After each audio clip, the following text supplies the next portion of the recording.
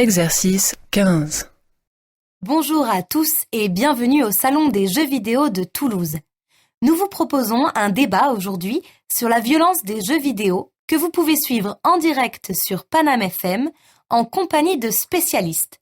Daniel Potin, créateur de jeux vidéo, Michel Bassier, psychologue et psychanalyste spécialisé dans les univers virtuels, et une mère de famille, Madame Sandrine Pérez. Alors bonjour à tous les trois. Bonjour. Donc tous les gens réunis à ce salon sont en contact direct ou indirect avec les jeux vidéo. Mais on doit reconnaître que ce divertissement a parfois mauvaise réputation. Alors je me tourne vers Madame Pérez. Vous avez des enfants et ils jouent aux jeux vidéo. Oui, tout à fait. J'ai 3 enfants, des ados, et ils passent beaucoup de temps à jouer aux jeux vidéo. Ça ne me rassure pas trop. Alors expliquez-nous ça. Eh bien, je sais que les enfants ont besoin de moments dans la journée pour se détendre et s'amuser, mais les jeux virtuels m'inquiètent, surtout quand ils sont violents. J'ai peur qu'ils influencent trop mes gamins, que ça les incite à se comporter de façon violente. En plus, avec tout ce qu'on dit aux infos, je m'en méfie de plus en plus. Monsieur Bassier, vous comprenez les craintes de cette mère de famille ? Oui, certains jeux sont effectivement violents, mais nous vivons dans une société violente, crise économique, guerre. Je crois que le jeu vidéo est un bouc émissaire, un coupable tout trouvé sur lequel on va projeter un grand nombre de mots et on va vite les tenir pour responsables d'événements dramatiques.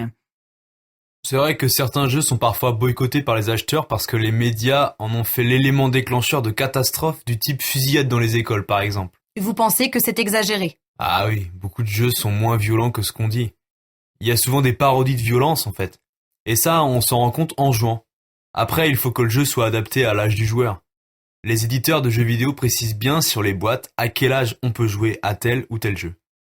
Oui, mais le parent joue ici un rôle encore plus fondamental puisqu'il doit encadrer l'enfant et estimer quel type de jeu correspond le mieux à son enfant. Et il doit prendre en considération sa maturité, sa personnalité, tout en récoltant le maximum d'informations sur les jeux vidéo qu'il serait susceptible d'acheter à son enfant. Tout le monde ne réagit pas de la même façon. Oui, mais pensez-vous que les jeux vidéo peuvent être néfastes pour la santé ? Je crois surtout que ces jeux sont des révélateurs, c'est-à-dire qu'ils ne transforment pas complètement un individu.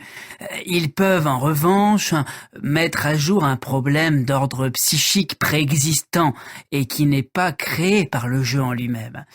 Les faits divers rapportés par les médias sont en général sans rapport avec les jeux vidéo, mais plutôt avec la fragilité mentale de certains individus. Vous avez une question, Madame Pérez. Je voulais simplement dire que mes enfants affirment que jouer les calme. Oui, c'est possible.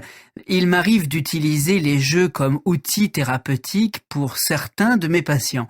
Dans ce cas, les jeux sont des sortes de défouloirs, notamment pour mes patients très nerveux ou surmenés.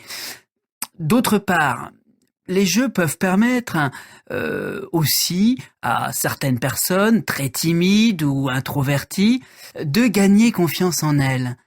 Mais encore une fois, il faut que ce soit encadré et cela ne fonctionne pas avec tous les jeux vidéo. Il y a de tout. Moi, je dois dire que je suis choquée par certains jeux qui reposent sur la destruction de l'autre. Les scénarios de certains jeux sont même cruels. Je n'en comprends même pas l'intérêt. Vous n'avez pas tort, les personnages sont parfois amenés à agir de façon extrême pour gagner. Ces jeux appartiennent à une catégorie bien particulière et ne sont pas accessibles au jeune public. Il faut avoir du recul pour avoir pleinement conscience que c'est un jeu, un délire. C'est la raison pour laquelle j'incite les parents à connaître les jeux, quitte à jouer avec leurs enfants. Les parents sont trop souvent perdus. Il ne faut donc pas hésiter à se renseigner. Ensuite, il faut imposer des conditions de jeu. C'est une façon de les cadrer et de poser les limites. Il est crucial d'établir des règles claires et précises. Le jeu ne doit pas empêcher un enfant de vivre normalement. Est-ce qu'il y a des jeux interdits en France ? Oui, comme dans tous les domaines, les jeux ne respectant pas les valeurs morales de notre pays et incitant à la haine, par exemple. ne sont théoriquement pas vendus sur notre territoire. Mais en plus de la violence, je n'ai pas envie que mes enfants deviennent accros à ces jeux virtuels. Oui, le risque est réel, surtout avec ces jeux sans fin qui sont réellement chronophages, comme les jeux en ligne multijoueurs, par exemple. Les gens, adolescents, ou adultes d'ailleurs, peuvent devenir obsédés par les jeux et s'isoler complètement. Il est nécessaire de tenir au courant les parents et les enfants de ces risques d'addiction et de nombreuses contraintes qui accompagnent la pratique de ce type de jeu. Ce loisir peut devenir exclusif et avoir un impact plus ou moins important sur la vie sociale du joueur. Bon, mais alors que faire? On doit surveiller ce que fait l'ado? Je dirais qu'il faut surtout accompagner l'enfant et lui parler, lui expliquer pourquoi tel jeu sera accepté et tel autre ne sera pas autorisé. Il faut expliquer ces interdictions. Les jeux vidéo ressemblent aux jeux traditionnels, aux jeux d'autrefois. Tous ces jeux sont nécessaires à la construction de l'enfant et au développement de son imagination. Mais attention, on doit néanmoins éviter la confusion entre le réel et le virtuel et dialoguer au maximum. La virtualité, à travers la télévision ou les jeux, ne doit en aucun cas remplacer le cadre rassurant que constitue la famille. Oui, mais je voudrais rappeler que certains jeux vidéo invitent les joueurs à réfléchir et à créer. C'est aux parents de choisir des jeux adaptés et qui correspondent à leurs objectifs éducatifs, comme pour toute forme de jeu ou d'activité.